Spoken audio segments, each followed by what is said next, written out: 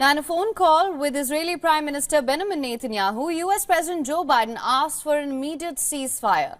According to the White House, Biden made clear the need for Israel to implement concrete steps to address civilian harm and the safety of humanitarian aid workers. This demand has been amplified by the recent deaths of 7 World Central Kitchen workers. US Secretary of State Antony Blinken briefed about Biden and Netanyahu's roughly 30-minute phone call as well. President Biden spoke a short while ago with Prime Minister Netanyahu. The leaders discussed the situation in Gaza.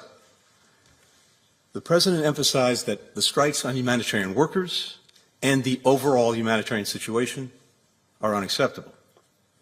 He made clear the need for Israel to announce a series of specific, concrete, and measurable steps to address civilian harm, humanitarian suffering, and the safety of aid workers.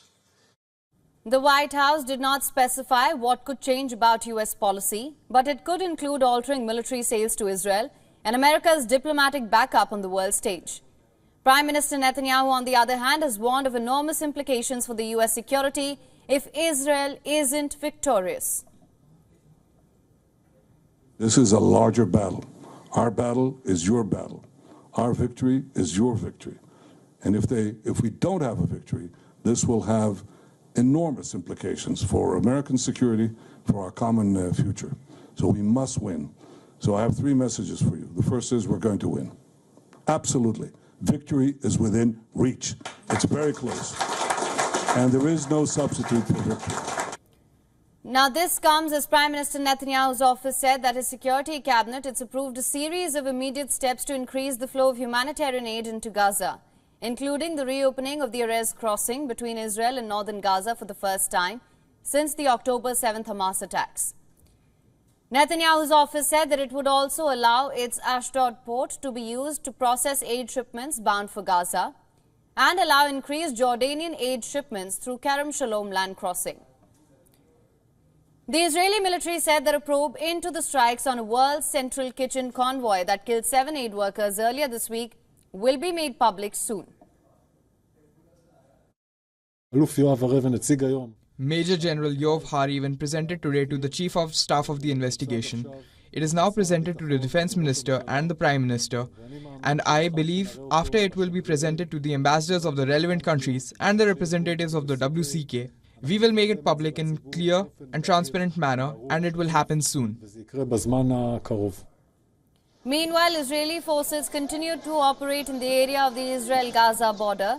As the Israeli military said, it had to beefed up forces and heightened the readiness of its troops. A thick cloud of grey smoke was seen rising from the skyline behind a tent camp in Rafah, the southern Gaza city. This is near the Egyptian border where many Gazans are displaced. According to the health ministry in Gaza, during the past 24 hours, the Israeli army has killed 59 Palestinians. It's wounded 83 others, bringing the total death toll to 32,975 and injuries to 75,577. The Palestine Red Crescent Society said that 15 of their team members have been killed since the war in Gaza started 6 months ago. The Palestine Red Crescent staff and volunteers are working tirelessly to alleviate this unprecedented suffering. Yet, this is not without sacrifice. 15 members of our teams were killed since the beginning of the war. Now, our correspondent Susan Tehrani has sent us this report on the significance of President Biden's shift in tone towards Israel's conduct in the war against Hamas and how this may impact the U.S.-Israel relationship going forward as well. Listen to this.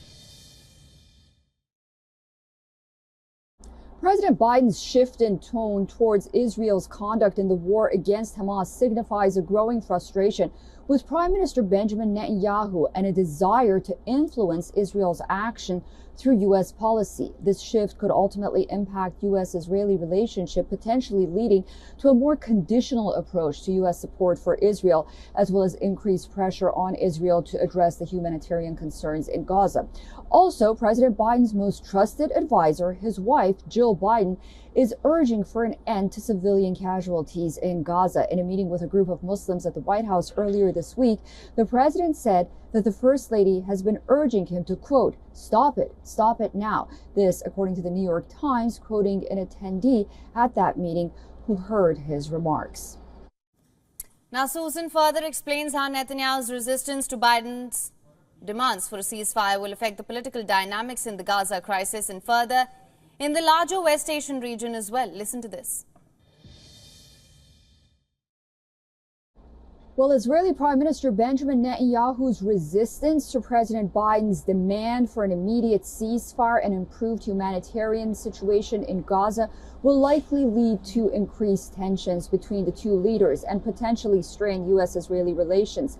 The White House says that Benjamin Netanyahu was receptive of President Biden's message during this conversation, but critics say that the Biden administration is demanding vague action from Israel. Of course, not only Iran is watching these talks closely, but American allies in the region as well, who are relying on U.S. support.